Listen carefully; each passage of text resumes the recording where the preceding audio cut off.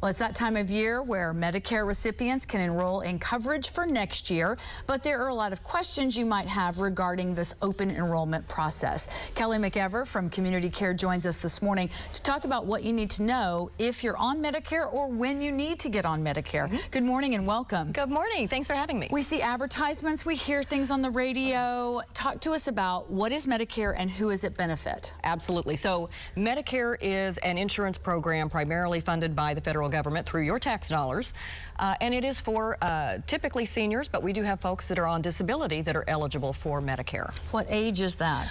Oh, most people are eligible at age 60, 65. Okay, so I'm not there yet, but getting close, getting close. And so for new people, if you are just now turned, like, would you have to be 65 now to be eligible for next year, or is it, how does that work? Right, typically. So when you turn 65, you're eligible. A lot of people get confused during the annual enrollment period because they see that December 7th deadline. If you're not already on Medicare, December 7th is just another day. For folks that are turning 65, you have to enroll in both Part A and Part B. Of course, there's different rules and things, and we're always there to help. But typically when you're 65 is when you have to start worrying about Medicare. So what do you want people to know now? Because if you are not, if you don't, we have to look at the plans, right, to see what works for you? Absolutely. This is the shopping period. This is the time when folks that already have Medicare A and B need to look at their plans to see what still works for them.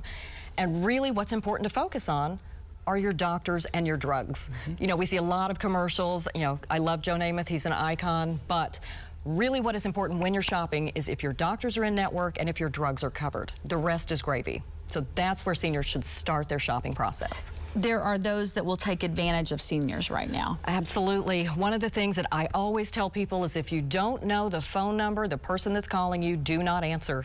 If it's important, they'll leave a message. That is how they hook you.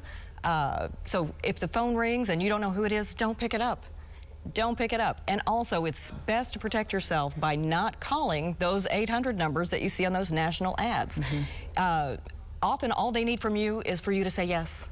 And then you've given consent, and the next thing you know, you're in a plan that doesn't work for you.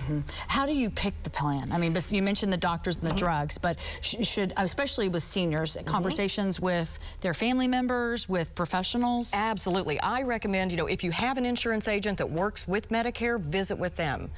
Call local companies, talk to your friends. Oftentimes that's the best reference. Your friends that are already on Medicare, they know what works and they know what pitfalls to watch for. But get help from your friends, your family. There are agencies in town like Life Senior Services that works well with folks.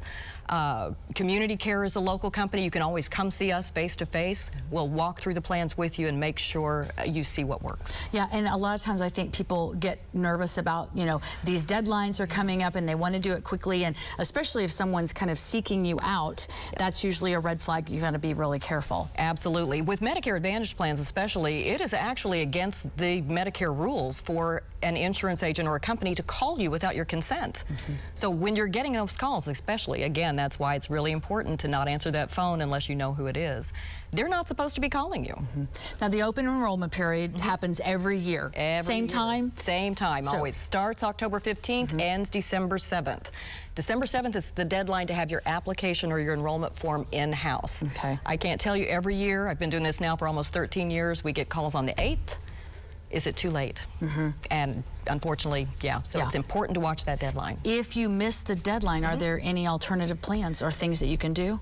Well, if you're on a Medicare Advantage plan, and literally this is for folks that are on Medicare Advantage, if you miss that December 7th deadline, there actually is another enrollment period that occurs from January 1st through March 31st. They call it the Medicare Advantage open enrollment period. I've always referred to it as the oops period. So if you've missed your opportunity, then you've got another, you know, first quarter of the year to make a change. And if you are on Medicare and have not altered your plan, it just will roll over as is. Yes, absolutely. And that's not really the most ideal circumstance, because you do want to make sure you're getting the best coverage for your care. And it changes so quickly within the year. So it really does. You need to watch those, watch for your annual notice of change. That's what you receive as a Medicare Advantage member every year, that tells you exactly what's changed from year 1 to year 2. So you need to be watching for that. If you don't have it, call your carrier and ask for a copy of that. You need to know what's changing, but especially making sure your doctors are in network. Kelly, thanks for coming in. Just a reminder, December 7th is your deadline, so don't put it off any further. Thanks for being here. You're welcome.